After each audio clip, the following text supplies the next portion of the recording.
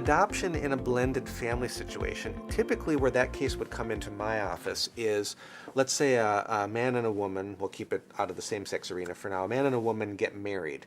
And, well, we could do it just like the Brady Bunch. I'm dating myself here. Let's say they come into the marriage and they both have children from a prior relationship. But they're, and to complicate it, we'll say one of the parents, their former spouse is deceased, so there's no former spouse there. Or former parent. The other one has an ex-spouse. They've been through a divorce.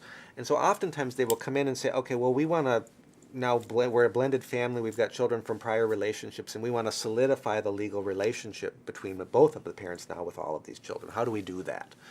Well, the situation with the deceased parent is a relatively easy one because they could do, the new spouse could do a step-parent adoption. And they could file an adoption petition, and the only person who has to consent to that adoption happening is the surviving mother. She would consent to her new husband adopting that child. The dicier situation is that one where you've still got a surviving parent in the picture. They may or may not be a legally recognized parent. We often get these cases where they never did a paternity adjudication. Dad's just out there drifting. He's got no relationship with the children, but yet he's a factor that we have to deal with if we're going to do an adoption.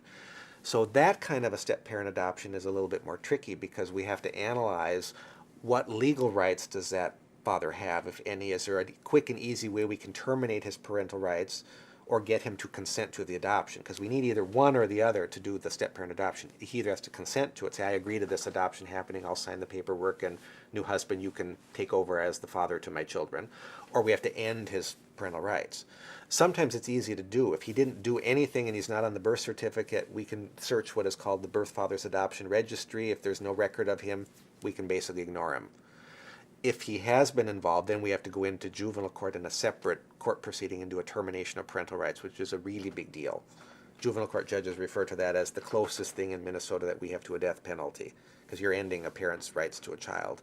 And so it's lots of evidence has to be presented. It's an involved process. Everybody's got lawyers, and it's very complicated. But that's how it comes into play in a blended family.